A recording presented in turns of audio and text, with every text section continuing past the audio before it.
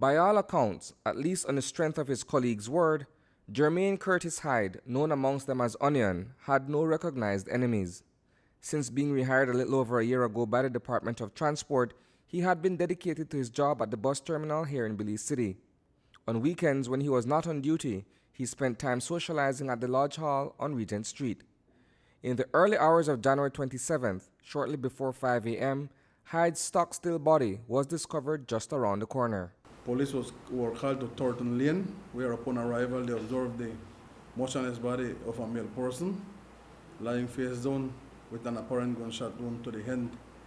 The person was identified as Jermaine Curtis Hyde, a 36-year-old Belizean of a Hattieville address.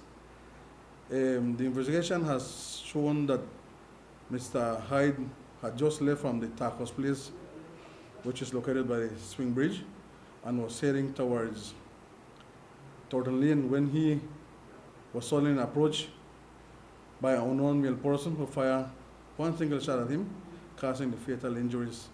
Arlene Banner, his co-worker for the past 8 years, was at work when an officer showed up to inquire about Hyde. Saturday morning, me and my co-worker was sitting out there, and a police mobile came by, and they asked her if she know anybody named Onion.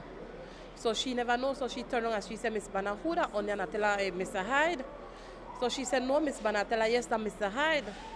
So the police guy said, can I speak to you a minute? I said, sure. He said, what the guy name? I tell her, Heidi, we know as. I said, Heidi, we call her as. He said, okay. He said, could you identify her to me? I tell her, yes, Mr. Hyde, kind of slim, brown skin and kind of tallish, not too short. He said, okay then, and that was it. He didn't say anything else, and he drove off.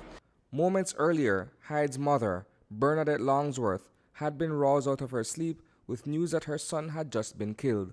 When the police called me after 4 and give me the information that they have and asked me if he's my son, as they find a dead body, a male person, with a gunshot wound in the back of his head, and that's all I knew. Regrettably, that's just about all investigators know as well, aside from Hyde's routine of purchasing fast food from vendors at the foot of the swing bridge.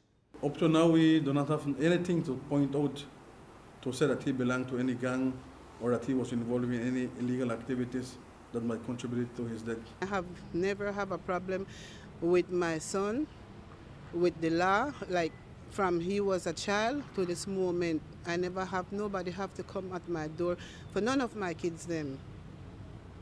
And I thank God for that. But right now, all I want is peace. But why would Onion be marked for death? It's a question that remains unanswered for the time being. According to Banner, he was scheduled to arrive at work ahead of his 11:30 shift on Saturday. He no miss work. If you work the night shift, he no miss. If you work the late night shift, where will be like for 7:30 till 4:30 in the morning, he no miss neither. He always punctual for work so far as I see it. When he get there, and if he go in a la child, he go in a la child. But once he do work, he do work. I don't know if he has somebody who will miss work if he just go out like that. Police are no closer to cracking this case, as they have very little to go by.